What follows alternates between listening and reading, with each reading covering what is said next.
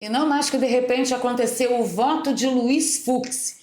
Que aparição apoteótica, senhoras e senhores! Foram mais de 14 horas de um único voto num processo Hitchcockiano. Foi assim que Luiz Fux nomeou aquela palhaçada que a Corte de Cristal está promovendo, que acabou absolvendo Jair Messias Bolsonaro. Tem muita gente aí pelas redes sociais dizendo que o que Fux fez ontem foi literalmente estragar o enterro, porque foi só na cara daqueles cínicos, né, que não tem um pingo de responsabilidade com o sacerdócio que é o magistrado.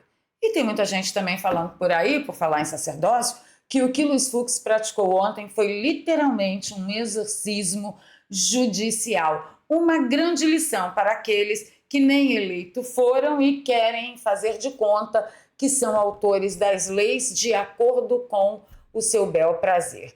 Vamos falar sobre isso, vamos falar também sobre a partida brutal e dramática do jovem Kirk, conservador americano, um dos maiores defensores, né, do conservadorismo americano, apoiador de Donald Trump, que sim, foi chamado pela mídia podre, as mídias em geral do regime, de extremista. O cara é fuzilado na presença de todo mundo, dentro de uma universidade. O que ele estava fazendo de errado? Ele estava fazendo uma palestra com um monte de gente lá interessada em ouvir o que ele tinha a dizer, levou um balaço no pescoço, fatal, e o extremista é ele, que estava lá fazendo o quê? Fazendo uma palestra, ele estava falando, ele estava se comunicando. Né? E aí a gente pensou até algumas falas do professor Olavo de Carvalho, que além de filósofo era um profeta de primeiríssima grandeza. Nesse vídeo também, até o final, eu comento com você o que a gente pode esperar agora que Luiz Fux, né, parece que é a voz que clama no deserto, absolutamente sozinho, o que a gente pode esperar para a situação de Jair Messias Bolsonaro. Então vou pedir o seu voto não, seu like logo agora no início do vídeo, compartilha aí nosso link nas redes sociais, nos grupos de Telegram, por onde você anda. Se você é novo por aqui, tropeçou aqui por acaso, poxa, dá uma chance pra gente, se inscreva no canal, ative o sininho, se você já é de casa, você já sabe o que fazer. Ah, sim, antes de ir para as nossas pautas, eu preciso avisar vocês, vocês vão reparar que o meu olho esquerdo está muito menor do que o meu olho direito. Um danado de um mosquito, totalmente democrático, ele me picou aqui na pálpebra ontem e meu olho está muito inchado, né? Eu tentei disfarçar com a maquiagem, mas nem sempre a gente consegue, então não se espantem, não é nada grave, é o que temos para hoje na fila do pão. Não fica prestando atenção no meu olho não, tá bom? E não dá para falar do que aconteceu com Kirk sem falar da mídia podre da esquerda, que é a esquerda em qualquer lugar do mundo. Só para vocês terem uma ideia, a Globo noticiou a morte do Kirk chamando o menino de extrema-direita. Mas aí a coisa ficou meio pesada, eles apagaram, né, a notícia, consertaram lá a manchete. Mas ele foi classificado como extremista pelo Grupo Globo. Quem fez a mesma coisa ontem foi o Metrópole. Eu chamei atenção nas minhas redes sociais. Eu não sei se o Metrópole já apagou ou não, mas não me dei nenhum trabalho de ir lá ver para conferir. Tá? As cenas do assassinato do Kirk são absolutamente chocantes mesmo. Já estão no meu X, onde a gente tem um pouco mais de liberdade para continuar fazendo jornalismo profissional com compromisso com a verdade, a veracidade dos fatos, porque aqui a gente não pode mesmo, né, colocar um vídeo desse aqui para vocês, ban no canal quase que com certeza. Mas o que mais me impactou nessa história toda da reação, né, das pessoas à morte do Kirk, a forma como foi feita, é que o Congresso americano ontem estabeleceu, né, bandeira americana meio mastro em homenagem ao Kirk, e o parlamento tentou fazer um minuto de silêncio. Vocês acreditam que os democratas queriam impedir um minuto de silêncio pela morte brutal de um jovem de 31 anos, casado, esposa linda, dos filhos lindos, que não estava fazendo nada de errado? Ele foi convidado para fazer uma palestra numa universidade americana no estado de Utah e durante a sua fala ele levou um balaço no pescoço, mas os democratas estavam lá no Congresso americano impedindo o um minuto de silêncio em homenagem ao Kirk. Para você entender que esquerda é esquerda em tudo quanto é lugar, tá? Só para você ter uma ideia, o Felipe Trielli destacou ali 2 posts. o JRFRNNDS disse: até o Adélio deles é melhor. Pelo menos ele reconheceu alguma superioridade nos Estados Unidos. E o de baixo está chamando o assassino de Kirk de herói. Só para você ter uma ideia, tá? O menino não estava fazendo nada, ele estava fazendo uma palestra. Mais ou menos o que poderia ter acontecido com Jeffrey Schickini, que vocês acompanharam aí. E aí eu destaquei aqui uma fala do professor Olavo de 26 de agosto de 2020, onde ele diz: não se iludam, o ódio assassino é o sentimento mais constante, mais natural nas almas de esquerdistas. É por isso que eu digo para vocês, além de filósofo, astrônomo, o cara era profeta, tá? Professor, te amo. Que falta que o senhor faz nos dias de hoje. E aqui no Brasil, nós tivemos uma moça, Ana Ribeiro, que não gostou muito do voto do Fux.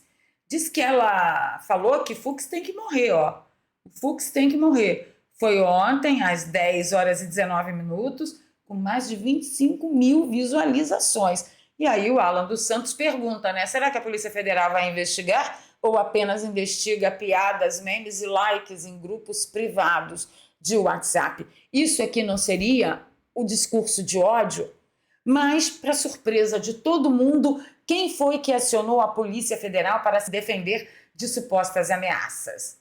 Ele, o próprio, o rocambole do inferno. Ele acionou a Polícia Federal e diz que recebeu graves ameaças pela internet. Você viu o Fux acionando a Polícia Federal a respeito de alguma coisa? Não, não viu. Mas a narrativa tem que continuar, né, pessoal? A narrativa tem que continuar. E nós temos aqui a parte onde o vídeo de Fux inocenta Jair Bolsonaro de todas as acusações. Vamos lá. Esses elementos conduzem à inescapável conclusão de que não há provas suficientes para imputar ao réu Jair Messias Bolsonaro os crimes de tentativa de abolição violenta do Estado Democrático de Direito, 359, golpe de Estado, dano qualificado pela violência e grave ameaça contra o patrimônio da União e com considerável prejuízo para a vítima, artigo 163, parágrafo 1 do CP, e deterioração de patrimônio tombado, artigo 62.1 da Lei Ambiental 9605. Esses elementos...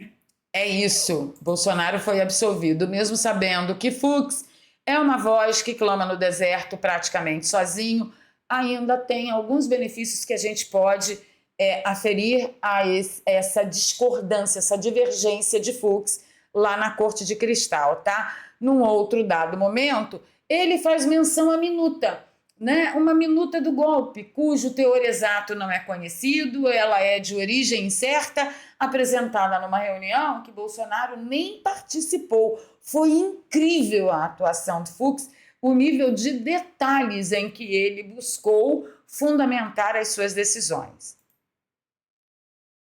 Nem se logrou comprovar nos autos a diferença entre essas diversas versões. O réu está sendo acusado por um documento cujo teor exato não é conhecido, de origem incerta, e apresentado em uma reunião da qual nem participou. Nem se logrou comprovar nos autos a diferença entre essas diversas versões. Tá nem aí. Olha, mas não está lá, está provado que não estava lá, está provado que não foi na reunião. Cadê a minuta? Você tem? Não tem. E você? E você? E você? Ah, a gente sabe que a minuta existiu, mas foi apagada. Ah, pelo amor de Deus, né? Que nem a imagem que se perdeu de um zap para o outro de ontem. E aí, dando aqui um batidão de resumo, o Fux acusou o STF de criar um tribunal de exceção ao manter processo de Jair Messias Bolsonaro. Para o ministro, mudar a regra do foro privilegiado após os crimes afronta o princípio do juiz natural e gera insegurança jurídica. No voto dele, ele foi direto. Manter no Supremo um processo contra réu sem foro é transformar a corte em um tribunal de exceção, justamente o que a Constituição de 1988 buscou evitar. Ele recordou que até 2023 a jurisprudência era pacífica. Quem perde o cargo, logo perde o foro, portanto não deve ser julgado no STF. Aplicar retroativamente o entendimento recente, que mudou depois de 2023, o ministro disse que isso significa violar a segurança jurídica e o princípio do juiz natural. A crítica é clara, o STF não pode adaptar regras processuais ao sabor do momento sob pena de corroer a própria legitimidade da justiça, e eu concordo sobre isso em gênero, número e grau. E um outro ponto muito interessante foi quando ele fala da falta do táxi, olha só. São inimagináveis os diálogos sobre como pegar um táxi. O táxi tem que andar muito. Quer dizer, a distância que havia para pegar um táxi era a mesma distância que havia para chegar à casa do ministro Alexandre de Moraes. É um absurdo em cima do outro, e ele destacou tudo. Tem outros destaques também feitos por Eduardo Bolsonaro que eu acho que vale a pena a gente mencionar aqui, sobre a competência do Supremo Tribunal Federal, que não tem competência nenhuma, que não foi assegurado o direito da ampla defesa. Ele falou que o próprio STF já anulou processos em que a defesa precisou analisar 4 terabytes de documentos em prazo curtíssimo. No presente caso, os advogados de Bolsonaro tiveram acesso a aproximadamente 70, eu mostrei ontem a diferença, 70 terabytes, de material sem qualquer dilação de prazo e sem haver uma organização, um índice, um sumário, para que diga, olha, na página tal, no arquivo tal, está provado que Jair Bolsonaro cagou em pé. Não, não tem, tá? Ressaltou também que no caso do Mensalão transcorreram 2 anos até a aceitação da denúncia e 5 anos até o julgamento, o que evidencia a desproporcionalidade do rito atual, que levou apenas 5 meses entre o aceite e o julgamento. O crime de dano somente se aplica na ausência de delito mais grave, como de golpe de Estado. Não é essa, contudo, a hipótese em análise. Tampouco se trata de dano ao patrimônio tombado que justifique enquadramento específico. E, por fim, não há provas. Foi a frase que nós mais ouvimos nas declarações de Luiz Fux ontem, de que os vândalos tenham agido sob ordem ou orientação direta do ex-presidente Bolsonaro num dado momento. Ele ainda rechaçou a alegação de que Bolsonaro tinha obrigação de tentar desmobilizar a manifestação, e ele disse, não, Bolsonaro não tem nem o direito de fazer isso, porque senão ele estaria cerceando os manifestantes do seu direito, garantidos pela Constituição Federal, de manifestar-se. Gente, que trabalho magnífico. Num dado momento, lá pelas tantas, o Rocambole do Inferno, ele está tão interessado em justiça, mas tão interessado em justiça, que ele sequer prestou atenção no voto do Luiz Fux e perguntou se ele já havia condenado Mauro Cid. Um crime, 2, 3. Um crime. Um crime. Obrigado. Então, ele não percebeu que o ministro Luiz Fux já havia declarado sobre Mauro Cid condenado sobre um crime. Ele não quer saber de nada, ele quer saber como que ele vai, né, se portar. Agora, esses flashes aqui das expressões de alguns ministros durante o pronunciamento de Luiz Fux é que faz com que a nossa manhã fique mais gostosa. Você nem precisa de antiácido.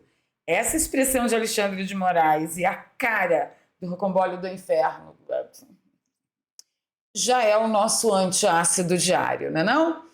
E aí o João Luiz Mauad, ele traz um interessante relato de um advogado amigo dele fazendo, né, um desabafo.